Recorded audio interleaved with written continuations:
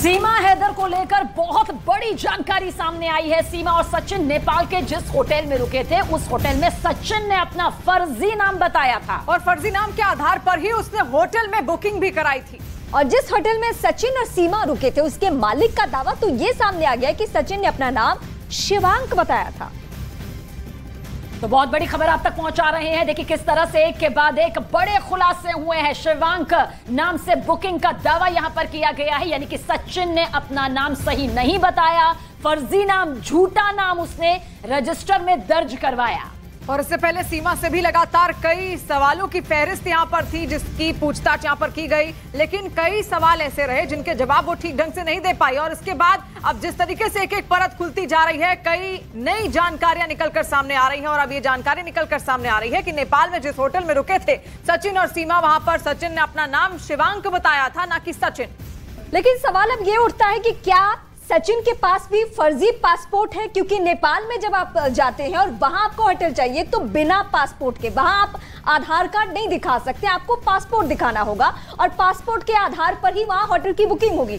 तो क्या सचिन के पास भी शिवांक नाम का कोई फर्जी पासपोर्ट है? अभी भी जांच एजेंसियों को पता करना होगा। देखिए पहले शुरुआती दौर में जहां ये मामला सिर्फ प्यार मोहब्बत और इश्क का लग रहा था, लेकिन जिस तरह से एक के बाद एक खुलासे हुए, एक के बाद एक सवाल यहां पर उठने लगे, उसके बाद देखिए कितने बड़े बड़े खुलासे हो रहे हैं कि होटल में बुकिंग अगर सचिन करवाता है तो नाम सही नहीं बताता। नेपाल से इस वक्त की ये सबसे बड़ी खबर है, नेपाल से आई सीमा पर बड़ी खबर, जहां पर फर्जी नाम की बुकिंग कराने का ये गंभीर आरोप, बड़ा दावा।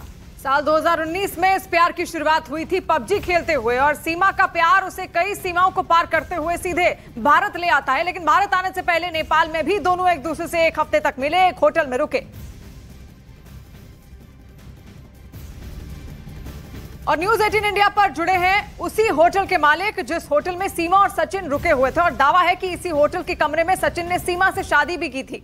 गणेश जी नेपाल के न्यू विनायक होटल के मालिक हैं, और गणेश जी आपके होटल में सीमा हैदर और सचिन आए हुए थे, उनके साथ कोई और भी क्या आपके होटल में उनसे मिलने आता था? और ये दोनों लोग जब आपके होटल में रहते थे तो उस दौरान उनका व्यवहार कैसा था? वो लोग सुबह शाम को निकलते थे मैडम, दिन भर रूम में रहते थे और सुबह और शाम को थोड़ा वो लोग बाहर निकलते थे। तो ज्यादा से ज्यादा वो लोग बाहर ही खा के आते थे, खाना पीना सब। वहां पर कोई नहीं मिलने के लिए आया था मैडम, वो दोनों ही थे बस। आपसे ये भी यहां पर जानना चाहेंगे कि सचिन और सीमा हैदर जब आपके होटल में रह रहे थे, उस दौरान क्या आपको कभी लगा जो उनका बर्ताव है या जिस तरह से वो अपना व्यवहार कर रहे हैं, उनकी बातचीत से कभी क्या आपको किसी तरह का शक हुआ कि मामला इतना ज्यादा गंभीर भी हो सकता है? वो लोग सुबह शाम को निकलते थे मैडम, दिन भर रूम में रहते थे और सुबह और शाम को थोड़ा वो लोग बाहर निकलते थे। तो ज्यादा से ज्यादा वो लोग बाहर ही खा के आते थे, खाना पीना सब। वहां पर कोई नहीं मिलने के लिए आया था मैडम, वो दोनों ही थे बस। हम ये भी सवाल जानना चाहेंगे कि सचिन जब रूम बुक कराने आपके होटल में आया था तो सीमा हैदर के बारे में आपको क्या जानकारी दी, आपसे रिश्ता क्या बताया था, और साथ ही साथ मुझे आपसे ये भी जानना है कि डॉक्यूमेंट्स उसने क्या दिया था? क्योंकि नेपाल के रूल के अकॉर्डिंग आधार कार्ड नहीं, वहां पासपोर्ट दिखाना होता है। क्या नाम बदलकर उसने बताई थी अपनी पहचान? सीमा ने हमको नाम नहीं बताया मैडम। सीमा को तो उन्होंने बताया था मेरी बीबी कल आने वाली है, तो उन्होंने रूम बुक करवाया था पहले दिन। तो सीमा आने के टाइम में हम लोग ने उनको एंट्री नहीं करवाया थी। जी, और गणेश जी ये भी आपसे हम जानना चाहेंगे, ये बताइए कि क्या सचिन और सीमा ने नेपाल में शादी भी की थी, और जब वो आपके होटल में रहते थे तो क्या पैसों का भुगतान इंडियन करेंसी में किया गया था या फिर पाकिस्तानी करेंसी में ही किया था? इंडियन करेंसी में कैश दिए थे मैडम। हाँ, सचिन ने दिया था मैडम।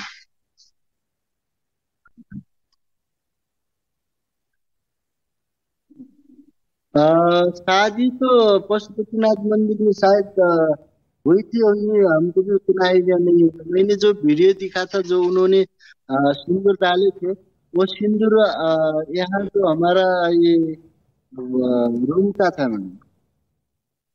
गणेश जी, इस बीच एक सवाल और खड़ा हो रहा है जिसका जवाब हम आपसे जरूर जानना चाहेंगे। जब सीमा हैदर पहुंची आपके होटल में तो क्या किसी तरह का कोई डॉक्यूमेंट, कोई कागजी तौर पर आपके पास प्रूफ के तौर पर, सबूत के तौर पर, अपनी आइडेंटिटी के तौर पर जमा करवाया था? आपके होटल में कोई सीमा हैदर से क्या मिलने आता था, यह भी आपसे जरूर जानना चाहेंगे। कोई नहीं मिलने के लिए आया था मैडम, वो लोग, वो दोनों ही थे बस।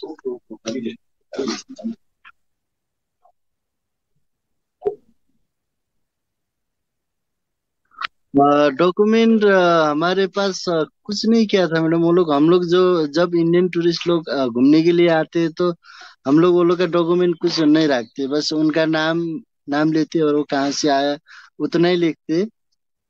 तो अगर नेपाली कस्टमर्स है तो उनका नंबर भी लेते, ऐसा है मैडम।